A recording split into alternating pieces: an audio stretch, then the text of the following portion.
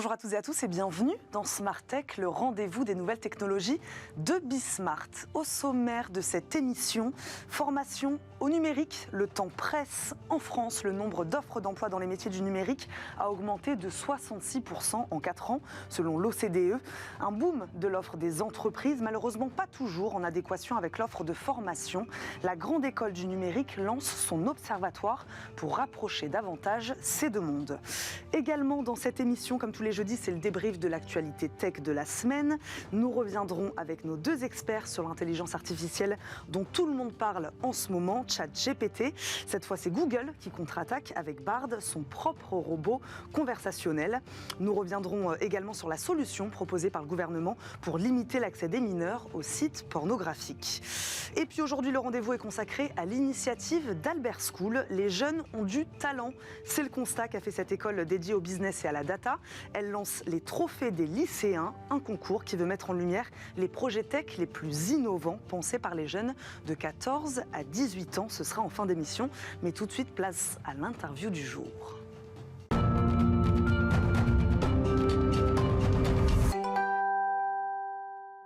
La formation au numérique, c'est maintenant. Cette musique, cela fait quelques années qu'on l'entend.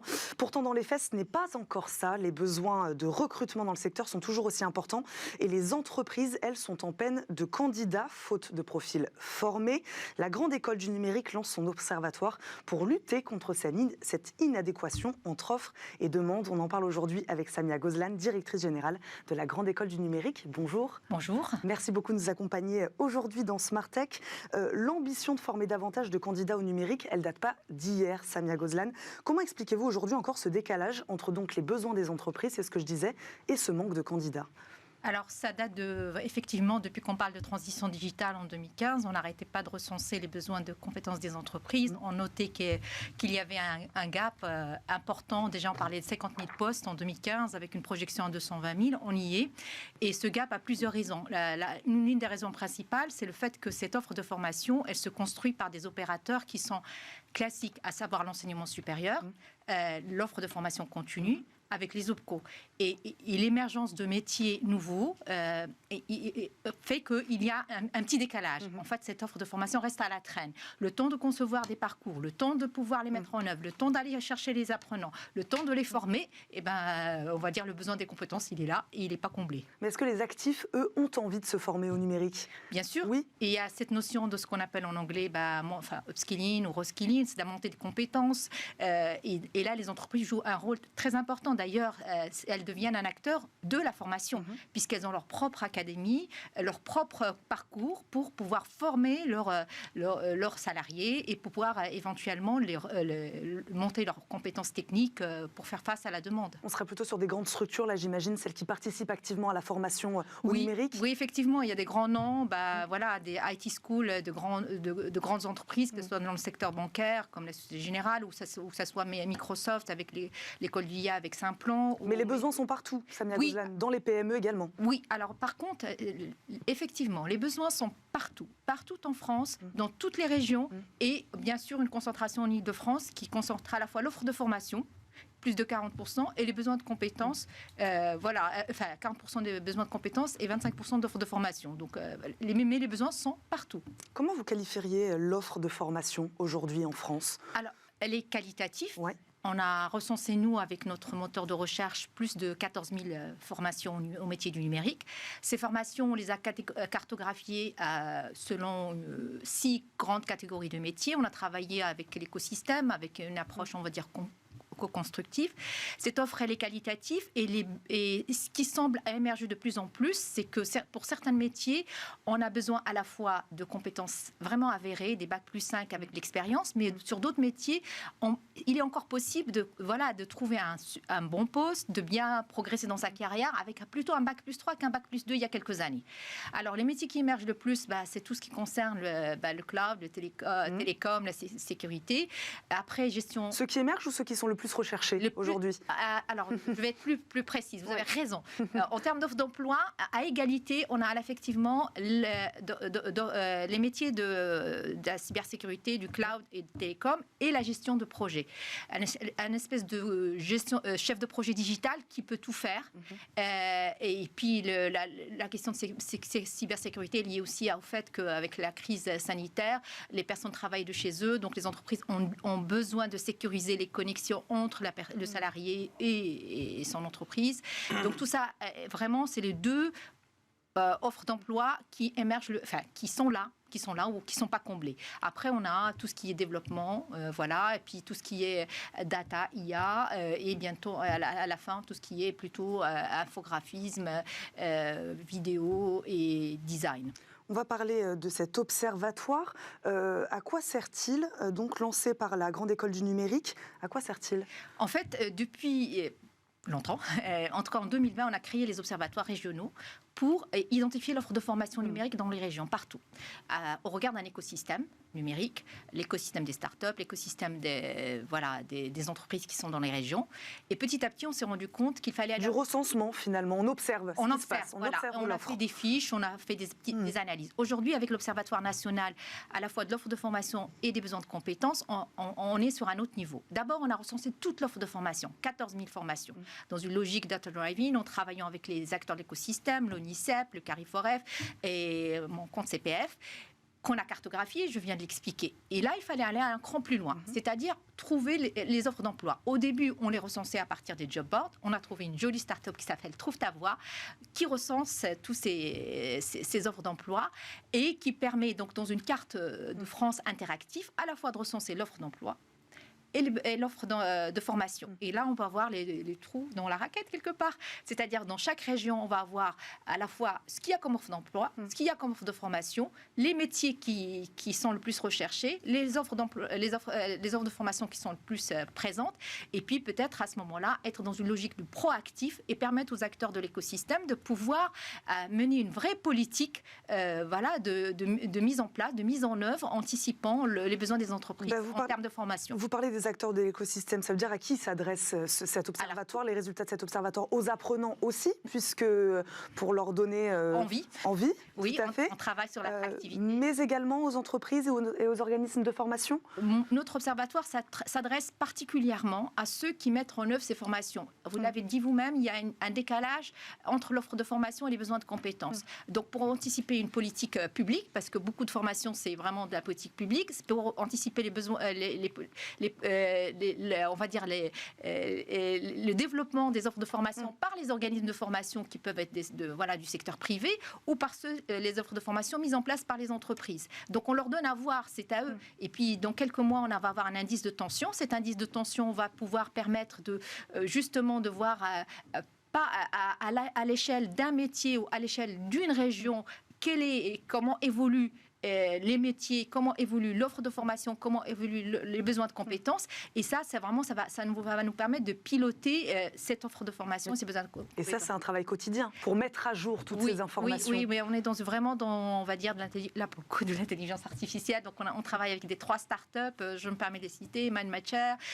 Inokufo et puis Vision. Donc, ils nous aident énormément. On travaille avec une amélioration continue à la fois de l'algorithme et qui recense l'offre de formation et qui ressource les besoins de compétences des entreprises et c'est mis à jour continuellement. Après, les rapports, on va les sortir plutôt dans tous les 6 mois parce que dans les rapports, je ne l'ai pas dit, on a à la fois les faits et nos analyses, mais surtout un regard croisé des acteurs de l'écosystème et des experts.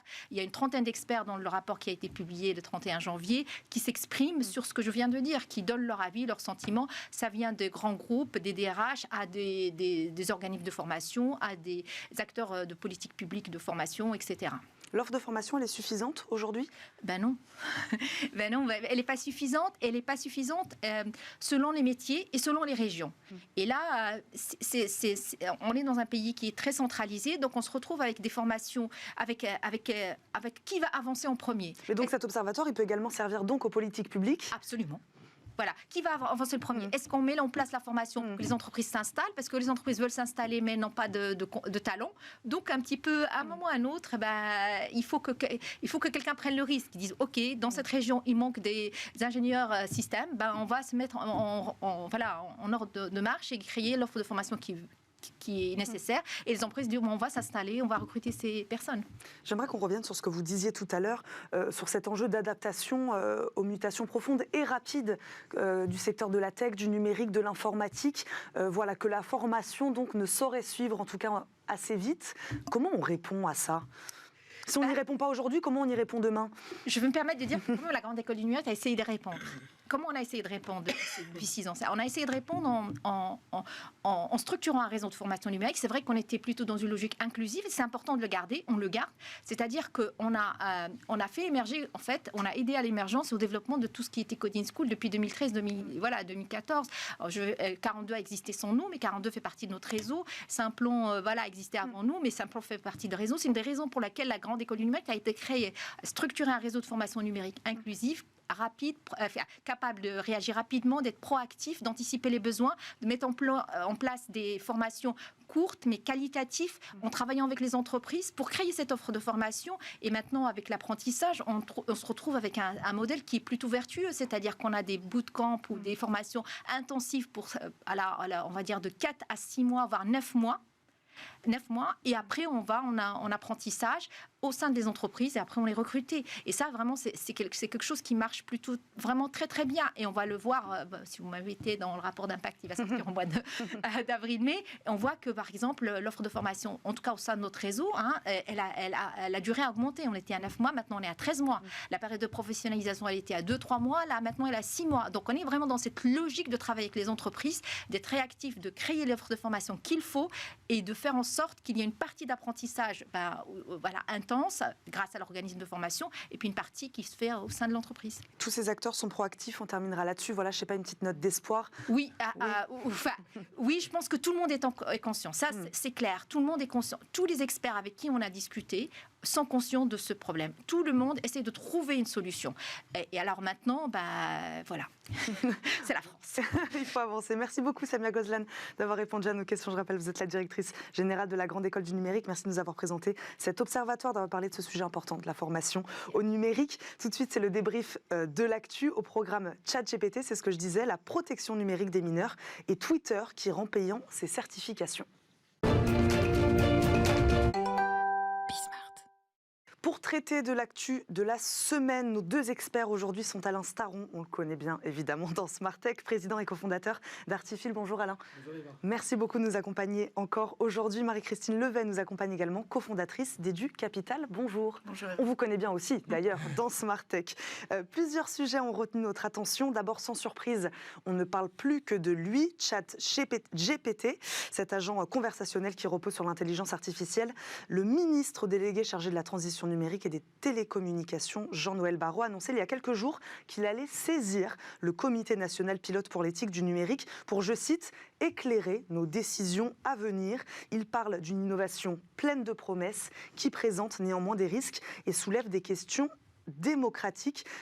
Alain Staron, au vu des polémiques qui entourent ces dernières semaines cette IA, est-ce que la saisine de ce comité national pilote pour l'éthique du numérique, elle est légitime? Absolument. Oui. On a besoin de réfléchir. On est tous individuellement perdus. Honnêtement, c'est plein de promesses et c'est clairement transformateur de la civilisation. Donc on a intérêt à regarder de très très près ce qui va se passer. On ne sera pas trop autour de la table pour réfléchir à c'est quoi les impacts possibles et surtout quelles en sont les conséquences pour nous en termes d'organisation. Qu'est-ce qu'on doit faire? Comment on doit s'éduquer? Le monde entier va changer. Mais qu'est-ce qu'il en attend exactement de ce comité? Faudrait peut-être lui poser la question. En fait, on attend tous de la réflexion anticipative. C'est-à-dire qu'ils nous disent, voilà, si ça s'installe, les impacts vont être de tel ordre à tel ordre à tel ordre dans tel et tel compartiment de l'économie. Et en conclusion, qu'est-ce qu'il faut qu'on fasse pour être adapté? Il faut qu'on s'adapte. Marie-Christine Levet, un enjeu de civilisation. Moi, j'aimerais avoir votre avis. Pourquoi cette intelligence artificielle qui soulève évidemment des questions éthiques, pourquoi cet outil-là suscite autant d'animosité aujourd'hui?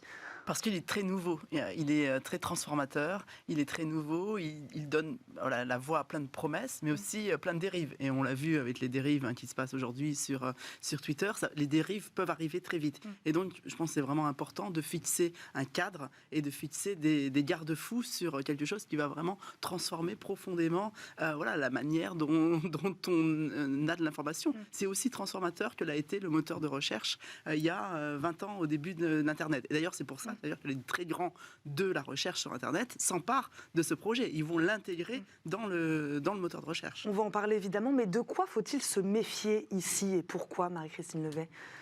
Parce que c'est très nouveau et donc on ne sait pas jusqu'où ça peut aller. Oui.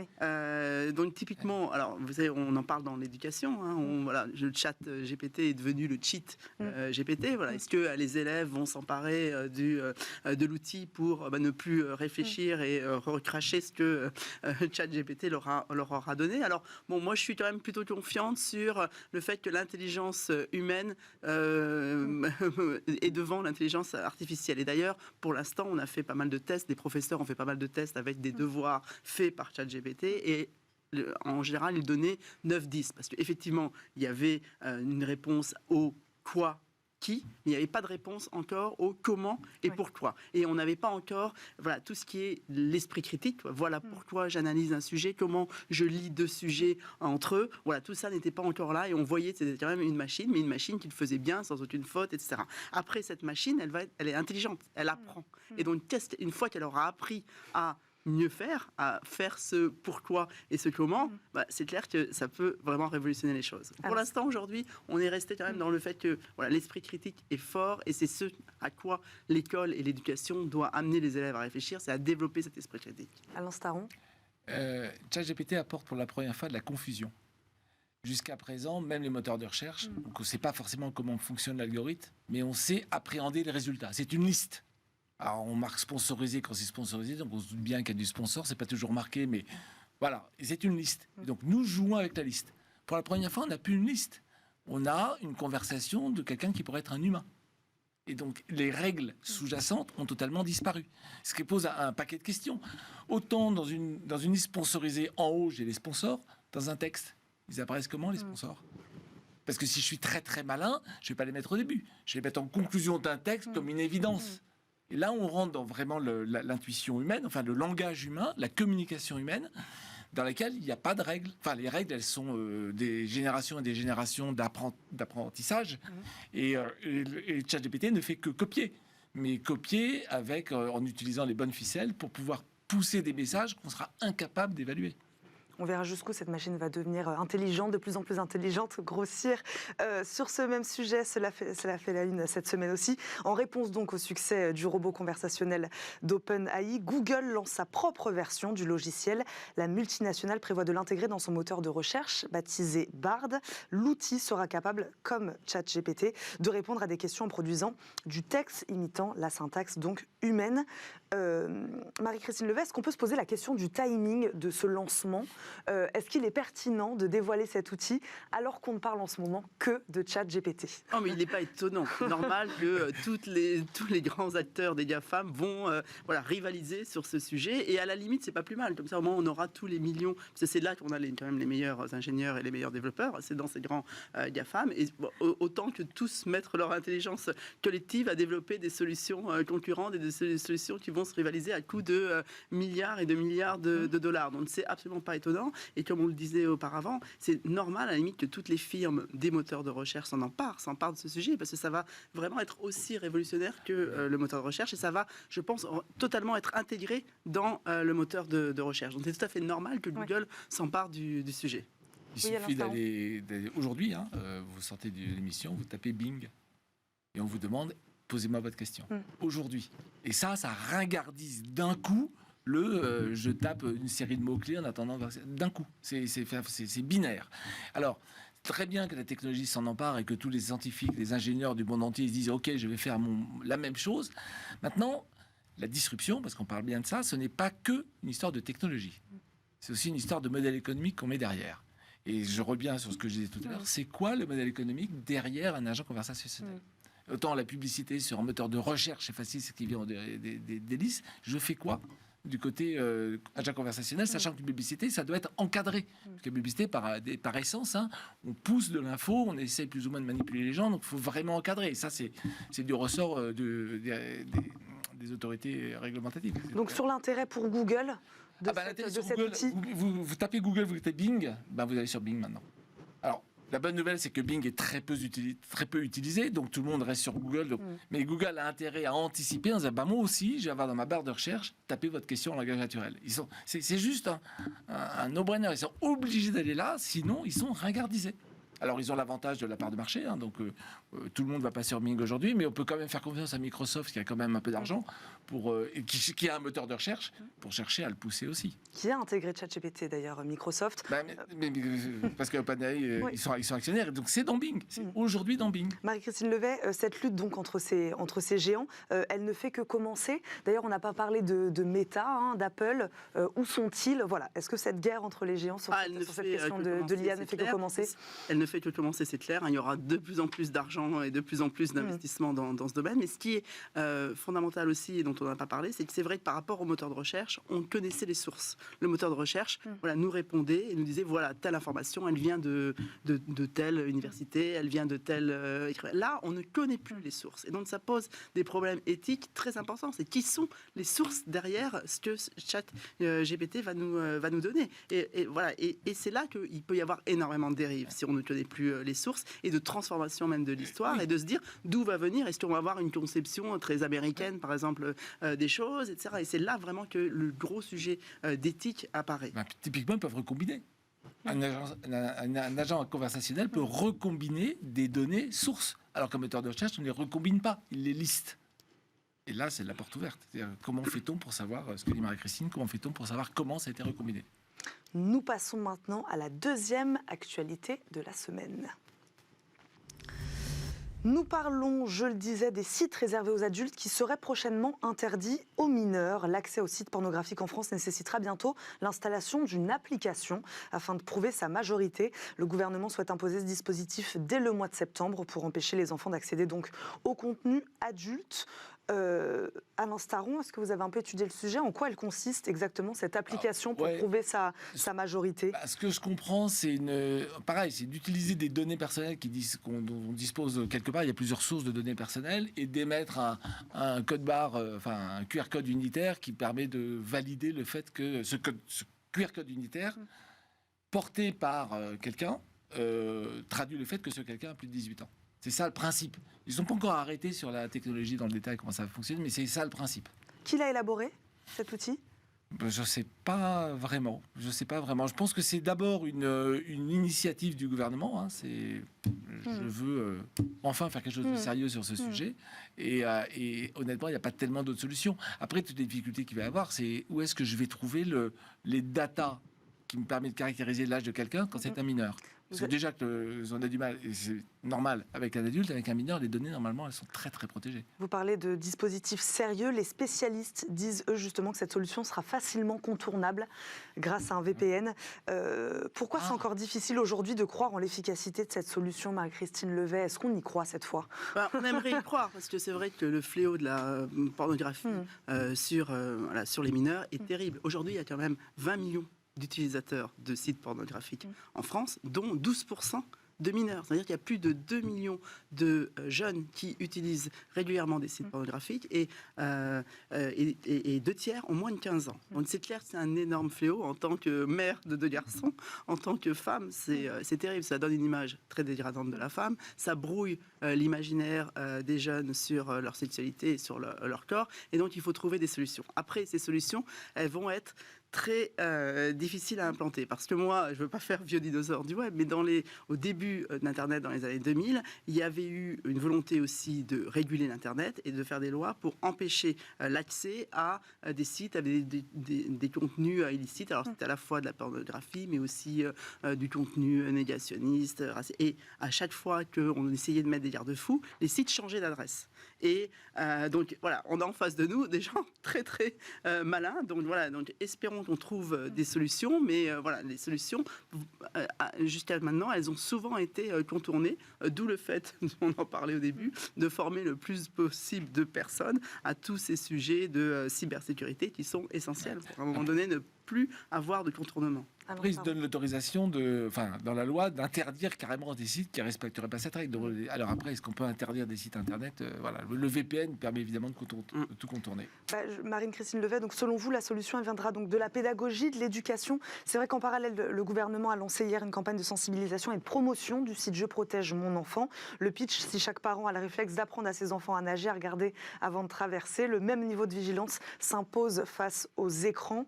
Pédagogie, éducation, on peut partir de là. C'est clair que la pédagogie et l'éducation est fondamentale. À un moment donné, il y avait eu aussi la volonté de mettre du contrôle parental. Le contrôle parental a toujours été détourné.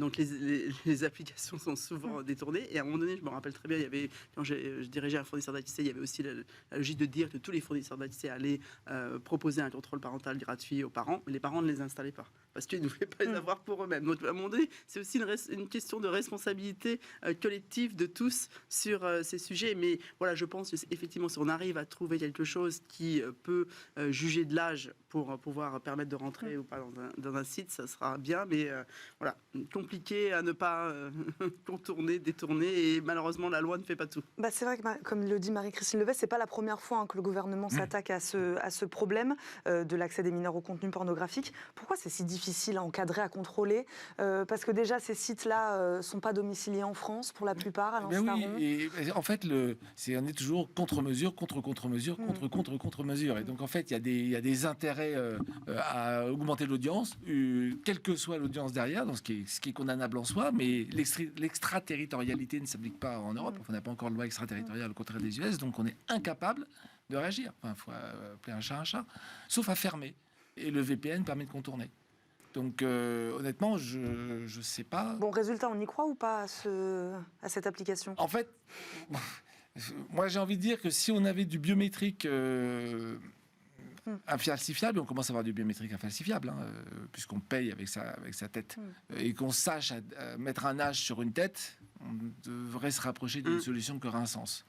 Marie-Christine Levet. Oui, je suis assez d'accord. Il faut une solution assez puissante pour pouvoir contourner, et c'est pas seulement une loi qui va le permettre. On passe, si vous le voulez bien, à la troisième actualité de la semaine. Nous parlons de Twitter dans ce débrief de l'actu. La certification payante est désormais disponible en France. Une version baptisée Twitter Blue est proposée autour de 9,60 € par mois. Alain Staron, pareil. Moi, je vous pose la question. Est-ce que vous avez tout compris? Code bleu pour les comptes certifiés, gris ou jaune pour les organismes gouvernementaux. Voilà. Est-ce que vous avez compris ce nouveau code couleur? J'étais obligé d'aller voir la page Twitter Blue pour comprendre ce qu'il y a dedans. Ouais. Et honnêtement, je ne suis pas très surpris qu'il y ait moins de 0,2% de gens qui est craqué. Parce que c'est cher pour pas forcément grand-chose. Alors si, vous pouvez changer la couleur de l'icône Twitter sur votre téléphone. Wow. Super. Voilà. Alors vous pouvez aussi multiplier des onglets. Vous pouvez aussi reprendre un tweet quand vous l'avez publié pour le corriger. C'est de ce niveau-là. Bon. Vous organisez un peu mieux Space, comment vous accédez au contenu audio. Marie-Christine Moi, Levet. C'est un échec cuisant. Il y a 300 000 personnes qui ont installé Twitter Blue. C'est, je crois, 28 millions de dollars de revenus pour Twitter, 1% de leurs revenus. Bon, à la limite, c'est rassurant. C'est rassurant, ça prouve que finalement, les usagers ne sont pas des lapins chrétiens qui payent pour n'importe quelle fonctionnalité. Après, ce qui est beaucoup plus grave, c'est la dérive de Twitter en ce moment. Il y a vraiment une dérive de Twitter. C'est devenu quand même là où on retrouve les propos les plus négationnistes, racistes, homophobes, etc. Il y a quand même eu, avec la volonté d'Elon Musk de réduire fortement les coûts de Twitter et d'enlever la modération, on se demande bien, est-ce qu'on a intérêt finalement à rester sur ce réseau? Moi j'ai une question, il y aura des conditions à remplir pour obtenir cette certification ou il faut juste payer maintenant? Moi ce que je comprends, c'est... Moi j'aurais sorti ma carte de crédit, je devenais Twitter Blue. Donc, quelle est la légitimité alors à avoir un compte certifié aujourd'hui, Marie-Christine Levet? Je ne vois pas. Je me demande même quelle est la légitimité à rester, rester sur Twitter. Donc, je vois encore moins la légitimité du compte bleu. Le déchaînement de violence verbale, on voit en ce moment sur Twitter, donne pas du tout envie de continuer à utiliser ce réseau social. On n'est plus dans l'échange, on est dans l'invective. l'ambition ici pour Twitter, c'était laquelle ? C'était, on modifie le modèle économique, là. Ah bah, Elon Musk s'est jamais caché de dire cette boîte ne gagne pas d'argent, il faut qu'elle se mette à gagner de l'argent. Bien. Donc il faut, donc j'ai l'audience, ça me rapporte de la pub, mais pas assez, donc je vais faire du freemium. Enfin, du gratuit puis payant. Voilà, c'est pour, enfin, n'importe qui à sa place aurait la même idée. Hein. Après, il suffit pas d'avoir l'idée. Marie-Christine Levet. Ah oui, c'est clair que le modèle freemium, c'est celui voilà, qu'on veut mettre quand on veut trouver d'autres sources de revenus que la pure publicité. Après, voilà, l'usage parle. Et l'individu voilà, n'est pas un lapin crétin. Et pour payer vraiment pour des fonctionnalités supérieures, il faut vraiment que ça apporte des fonctionnalités supérieures. C'est pas le cas aujourd'hui. Et je pense que c'est arrivé aussi parallèlement au fait où Twitter maintenant est devenu un torrent d'injures, de propos racistes, de propos homophobes. Donc, c'est arrivé aux deux moments. Et ce torrent, il pourra arriver de comptes certifiés demain ? Puisque si ces gens ont payé... je ne sais pas, parce qu'il y a beaucoup moins de modération sur Twitter. Donc c'est une question. Si on dit le client est roi, même pas sûr. De toute façon, la modération est tombée très très bas sur Twitter. Hein, donc, certifié, pas certifié... Je vois pas pourquoi je paierais et j'aurais moins le droit de dire des bêtises que si je ne payais pas. Vous parliez des avantages de cette certification. C'est quoi la promesse ici de Moi, je ne l'ai pas énormément compris, à part d'avoir le super badge, de se dire devant les autres qu'on a son super badge et qu'on est, est un peu plus influenceur que les autres. Je trouve que finalement, la promesse n'est pas très claire. Elle n'incite pas les gens à payer. De toute manière générale, oui, on parlait tout à l'heure de tous les sites, de toutes les choses gratuites. À un moment donné, on veut les limiter. Quand il y a eu, à un moment donné, de la musique sur Internet piratée, il y avait eu aussi comme la volonté du gouvernement de couper cette musique piratée. Quand il y a eu Spotify qui a demandé aux gens de payer pour un service qui vraiment valait la peine, là les gens payent. Là le service ne vaut pas la peine. Bon, et la preuve, ça ne marche pas. Alain Staron, on termine comme chaque fois avec votre focus actu. Oui, vous vouliez dire quelque chose ? Non, ça. Non. Et vous nous parlez, je crois, aujourd'hui d'automobile ? D'automobile, absolument. C'est un dada assez ancien. En fait, mon vrai dada, c'est la disruption. Et je me pose toujours la question de comment ça se fait qu'on arrive à se faire disrupter. Parce que, en fait, on ne voit pas ce qui est en train d'arriver, ou on le voit trop tard. Et pourquoi ? Et quand on le voit, on ne lui accorde pas la valeur qu'elle mérite. Pourquoi ? À cause de biais cognitifs, dont le premier est le biais de confirmation. Ce que je fais marche bien, je ne vois pas pourquoi ça s'arrêterait de marcher bien. Si j'applique ça à la voiture marchait très bien. Quand Tesla est arrivé, les gens se sont dit... Tesla, c'est pas un sujet. En 2017, je commence à tweeter, je vois Tesla qui monte, qui était encore tout petit. Tesla était à un tiers, 40% du volume de voitures vendues de Porsche en 2017. Et je dis, à quel moment Tesla va-t-il dépasser Porsche ? Sur Twitter, je me suis fait insulter. Comment vous n'y pensez pas ? Jamais Tesla rattrape Porsche. Biais de confirmation. On est en 2022, donc Tesla en 2017, c'était un tiers des ventes de Porsche. En 2022, c'est 3 fois les ventes de Porsche. Donc, et alors, je pousse l'exercice suivant. Je disais ça sur ce plateau il y a quelques mois. Quand est-ce que Tesla va remplacer Audi ? Et je disais l'année prochaine. Et tout le monde disait, mais tu joues encore au devin. Tesla, 1,3 million de voitures en 2022. Audi, 1,6. Audi, plus 3%. Tesla, plus 40%. Je n'ai pas besoin de faire beaucoup de maths pour vous dire que Audi, c'est l'année prochaine. Et by the way, Mercedes-Benz, c'est l'année suivante. Donc, alors, pourquoi je dis ça ? Pour que tous ceux qui nous écoutent se disent, c'est quoi mes biais de confirmation ? On a tous des biais de confirmation. Et en fait, il faut lutter contre ça si on veut survivre, se dépasser et rebondir dans un monde qui change tout le temps, parce que le monde change tout le temps. Et au passage, si Tesla démarrait avec la voiture électrique, on peut garantir que la Model 2, qui va sortir quelque part en 2023, va baisser les prix à autour de 25 000 €. Et donc à ce moment-là, il ne faut pas imaginer que Tesla va baisser en volume, ça va juste au contraire croître. Hein, les cibles suivantes, c'est BMW 2,6 millions de voitures, et puis après c'est Volkswagen, du groupe inclus, 4 millions de voitures. Est-ce qu'on est prêt, en Europe, à attendre ça, hein ? Le patron de Volkswagen disait l'instant iPhone va peut-être nous arriver. On n'aura pas vu le truc venir. Donc, mon message, c'est très simple, c'est regardons ce qui est en train de se passer à côté, et on ne s'arrête plus maintenant à la technologie. Tesla vend 1,3 million de voitures sans concessionnaire. Et donc la disruption, elle n'est pas que produit, elle n'est pas qu'usage, elle est aussi go-to-market, distribution. Et là, c'est un chantier monumental, vous imaginez, hein ? Voilà. Merci beaucoup Alain Staron. Je rappelle, vous êtes président et cofondateur d'Artifil. Merci beaucoup d'avoir débattu avec nous aujourd'hui dans Smart Tech. Marie-Christine Levet, cofondatrice d'Edu Capital. Vous restez avec nous.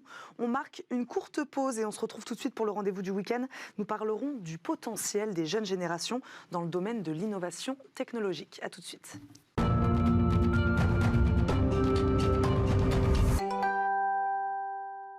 Zoom, aujourd'hui dans le rendez-vous du week-end sur une initiative de l'école Albert School. L'établissement dédié au business et à la data a voulu mettre en lumière le potentiel extraordinaire des jeunes générations dans la tech et l'entrepreneuriat.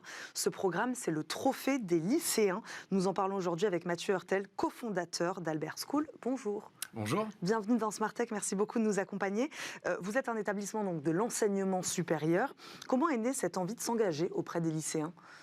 Écoutez, en fait, je pense que la genèse du projet, c'est vraiment les entretiens qu'on fait passer avec nos futurs recrues. On en fait passer un certain nombre puisqu'on est sélectif et donc malheureusement, il y a plus d'entretiens que de candidats. Et quelque chose qui revient beaucoup, c'est effectivement la volonté qu'ont les jeunes aujourd'hui, enfin en tout cas un certain nombre d'eux, de s'engager au-delà de l'engagement scolaire, à la fois dans des projets qui peuvent être de type entrepreneurial, des projets entrepreneuriaux ou au contraire d'avoir des projets qui sont de type associatif, mais on a vraiment en tout cas cette envie de mener des projets et des structures d'accompagnement qui ne sont pas là parce que pour plein de raisons, l'éducation nationale n'est pas capable de les accompagner et on le comprend bien, ce n'est pas leur métier premier, mais on a souhaité mettre en lumière vraiment et accompagner ces jeunes. Quel est le lien et l'intérêt pour Albert School de ce trophée des lycéens ? Écoutez, nous on fait ça parce que vraiment on pense que fédérer cette communauté, être capable de leur donner une caisse de résonance, c'est quelque chose qui est important et ça rejoint vraiment la mission d'Albert School qui est d'aider justement les jeunes à permettre d'emmener leur projet le plus loin possible. Et donc c'est vraiment dans cet esprit-là, c'est-à-dire dans la philosophie d'Albert School, de permettre aux élèves de mener leur projet, qu'on a décidé de mettre en place cette initiative. Donc qu'est-ce que vous mettez en lumière très exactement ? Est-ce que ce sont des profils de jeunes, des projets, des compétences ? Écoutez, il y a 6 catégories différentes donc, qui vont récompenser des projets du coup, différents. Il y a des projets qui sont des projets de type vraiment entrepreneuriaux. On a effectivement plus de 25 000 candidatures à ce jour et les candidatures c'est jusqu'au 25 mars, donc on continue à en recevoir un certain nombre tous les jours. Donc 25 000 candidatures pour combien de finalistes ? Il y aura 18 finalistes et 6 lauréats, donc la compétition est rude, néanmoins, et donc dans ces 25 000, on a évidemment des projets qui sont extrêmement variés, on ne peut pas tous les citer ici, mais encore une fois, sur les 6 catégories qu'on a, on a à la fois des projets qui vont récompenser des projets vraiment entrepreneuriaux. On a des jeunes qui ont monté des boîtes, qui ont vraiment monté des boîtes qui sont en plus plutôt prometteuses, certaines qui marchent bien. Et on a au contraire pas au contraire, mais en tout cas par ailleurs des projets, encore une fois, comme je le disais tout à l'heure, qui sont plus à vocation sociale. Et là aussi, on aimerait donner un coup de pouce et mettre en lumière ces projets-là. Ça, c'est une musique qu'on entend beaucoup, c'est quelque chose qui revient, cet impact dans les projets de la jeunesse. On parle, c'est vrai, d'une jeunesse engagée. Ça, c'est quelque chose que vous retrouvez, voilà, si on peut faire un point commun sur tous ces projets, qu'ils soient entrepreneuriaux ou autres, ou associatifs. Voilà, il y a cette envie d'avoir un impact. Ça peut être un point commun dans tous les projets des jeunes lycéens. Alors, c'est un point commun dans la grande majorité. On a évidemment aussi des projets qui sont beaucoup plus, disons, traditionnellement entrepreneuriaux. Et je pense qu'il ne faut pas dire que c'est une mauvaise chose. Il en faut pour tous. Mais c'est vrai que nous, ce qu'on voit, c'est que cette génération a une soif effectivement d'avoir un impact positif et donc ça se ressent effectivement au travers des projets. Quels sont les domaines ? Je parlais de la technologie, je crois que vous pouvez aussi accueillir des projets autour de l'art, des sciences. Tout à fait. En fait, on a une des catégories qui correspond plus à une innovation, donc une innovation qui n'a pas vocation à générer un chiffre d'affaires au sens traditionnel d'un business. Et donc, effectivement, dans ce cadre-là, on a des gens qui proposent des choses très intéressantes dans l'art, alors soit avec, soit sans NFT, parce que c'était un petit peu évidemment la mode, et on a eu des projets qui vont dans ce sens-là, mais on a aussi même en sciences des choses très intéressantes. Je ne peux pas trop en dévoiler maintenant, mais c'est vrai qu'effectivement, on a vraiment des choses qui vont dans toutes les directions, beaucoup de projets entrepreneuriaux, comme je le disais, mais aussi des projets plus artistiques. Pourquoi c'est important, selon vous, de valoriser ces innovations-là, enfin, ou en tout cas cette envie d'innover dès le plus jeune âge ? Je pense qu'il n'y a pas de recette pour devenir entrepreneur ou porter des projets. Il n'y a pas d'âge pour le faire. Le système éducatif français laisse peu, ou en tout cas moins, sa place que d'autres systèmes pour avoir des activités extrascolaires, pour le dire de manière très très large. Et donc on pense que accompagner les jeunes qui ont envie de faire ça, c'est vraiment une manière pour eux de les aider à mettre toutes les chances de leur côté pour être capables plus tard de réaliser vraiment leur projet. Marie-Christine Levet, comment vous regardez un programme comme celui-là, puisque la tech, l'éducation, c'est votre sujet. Voilà, c'est important d'aller les chercher jeunes. Essentiel. ces entrepreneurs? C'est essentiel. Alors, je dirais que nous, notre métier, c'est d'investir. Donc, nous, on reçoit j'espère, les futurs jeunes qui seront passés par le trophée des lycéens d'Albert Stuhl et qui auront envie de créer leur société. Moi, je suis convaincue que l'innovation, elle vient souvent de jeunes structures qui n'ont pas des cadres établis et qui peuvent partir de la feuille blanche. Et c'est vrai que le plus tôt on commence, le mieux. Le système français, éducatif n'est pas adapté pour lancer l'entrepreneuriat comme peut l'être des systèmes aux États-Unis où on a beaucoup plus cette culture de l'entrepreneuriat très jeune. Mais on voit que ça change beaucoup. Nous, on a financé Live Mentor, qui est une école de l'entrepreneuriat en ligne. C'est des programmes de 3 mois qui permettent à des gens de créer leur entreprise avec un coaching adapté. Il y a plus de 10 000 personnes qui sont passées par ces programmes pour vraiment se dire comment je crée mon entreprise. Donc on voit qu'il y a un énorme besoin et une volonté forte de plein de jeunes de créer des entreprises, beaucoup des entreprises à impact. Donc c'est vrai que le plus tôt on commence, le mieux. Puis là, on le voit, c'est une initiative de l'enseignement supérieur quelque part. Donc c'est-à-dire qu'il y a l'enseignement supérieur aussi qui essaye de disrupter l'enseignement supérieur classique. Sachant qu'on a effectivement dans les jurys de ce prix, on a également typiquement la directrice du master XHEC entrepreneur. Donc on a effectivement, on allait chercher des entrepreneurs comme Maud Caillot par exemple de Gringot. On allait chercher donc ce que je le disais à l'instant, des gens qui sont dans l'éducatif supérieur plus traditionnel. Donc vraiment, je pense que ce projet fédère des énergies différentes. Et je pense que tout le monde, c'était assez facile en gros de convaincre les gens de la pertinence du projet. De quelle forme d'accompagnement ils vont bénéficier, ces jeunes lauréats, par la suite? Alors déjà très concrètement de 2 000 € par lauréat, également d'un accompagnement en coaching par justement des élèves en master qui ont 50 plus qu'eux en moyenne, qui se font partie du master Polytechnique HEC, dont je parlais juste avant, entrepreneur. Également d'une mise en lumière au travers de nos partenaires qui mettront en lumière les projets, nos partenaires médias. Et on a également même un prix spécial qui sera la possibilité pour un d'entre eux de développer un MVP. Donc un MVP, c'est un Minimum Viable Product, c'est-à-dire une version un peu simple d'une application, si jamais ça s'y prête, pour le lauréat qui remportera ce prix-là. Donc pour ceux qui nous écoutent, jusqu'au 25 mars pour s'inscrire, c'est ça? Il faut avoir entre 14 et 18 ans. Exactement. Et remplir quelle autre condition? C'est tout? C'est tout, effectivement. Et arriver avec son projet. Et voilà, exactement. Et la cérémonie aura lieu le 8 avril. Merci beaucoup Mathieu Hurtel d'être venu nous parler de cette initiative, les trophées des lycéens. Je rappelle, vous êtes le cofondateur d'Albert School. Merci beaucoup d'avoir été avec nous dans Smart Tech. Merci Marie-Christine Levet d'être restée avec nous jusqu'au bout de cette émission. Je rappelle, vous êtes la cofondatrice d'Edu Capital. Merci d'avoir été avec nous. Vous l'avez compris, c'est déjà la fin de cette émission. Merci à vous de nous avoir suivis. On se retrouve très très vite sur Bismart. Bonne journée à tous. Ciao.